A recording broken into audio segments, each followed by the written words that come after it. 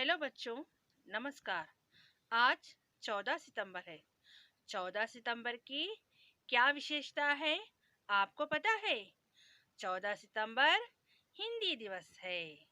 सो आप सबको हिंदी दिवस की ढेर सारी शुभकामनाएं। आज हिंदी दिवस है ना, हिंदी भाषा की विशेषता के बारे में जानेंगे। आप में से अधिकांश को इस बात से अवगत होना चाहिए कि 1949 से 14 सितंबर को हर साल हिंदी दिवस मनाया जाता है। बच्चों, मैं एक हिंदी से जुड़ी छोटी सी कविता बताने जा रही हूँ। हिंदी से हिंदुस्तान है, तभी तो यह देश महान है। हिंदी से हिंदुस्तान है, तभी तो यह देश महान है। निज भाषा की उन्नति के लिए सब कुछ कुर्बान है। हिंदी है हम वतन है, हिंदुस्तान हमारा। देवनागरी लिपि है, जिसका हर शब्द है प्यारा। देवनागरी लिपि है, जिसका हर शब्द है प्यारा। हिंदी हमारी राष्ट्रभाषा है। हिंदी की लिपि देवनागरी है। हिंदी हमारी पहचान का एक हिस्सा है। इससे प्रांतीय द्वेष, ईर्ष्या को दूर करने के लिए जितनी सहायता हिंदी प्रचार से मिलेगी, उतनी किसी अन्य भाषा से नहीं मिलती। बच्चों, हिंदी सीखना बहुत आसान है। इसमें देश की सभ्यता और संस्कृति झलकती है। इस भाषा में देश की मिट्टी की महक है, पूरे राष्ट्र की आत्मा है। हिंदी में लोगों तक पहुंचने की अद्भुत शक्ति है। आजादी की लड़ाई में हिंदी ने एक प्रभावशाली हथियार का काम किया था। बच्चों, मैं आपके सामने कुछ कविता के अंश प्रस्तुत कर रही हूँ।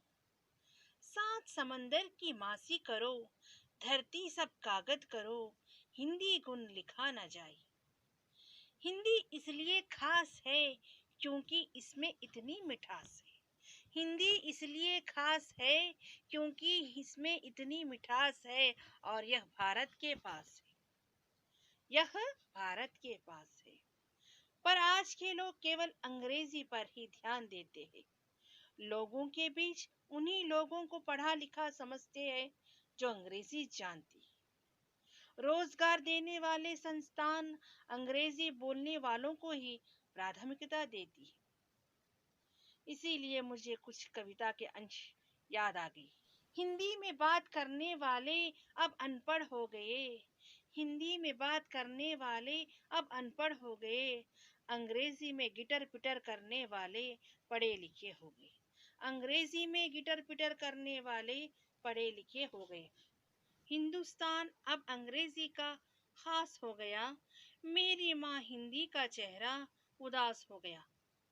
बच्चों, हमारे देश में अनेक प्रादेशिक भाषाएं हैं, फिर भी इनमें अकेले हिंदी राष्ट्रभाषा बनने योग्य है, क्योंकि अधिकांश लोग हिंदी बोलते और समझते हैं।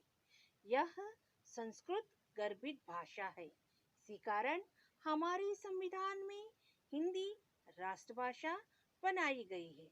सरकारी कामकाज हिंदी में ही हो रहे हैं। हिंदी भाषा की लिपि देवनागरी लिपि है।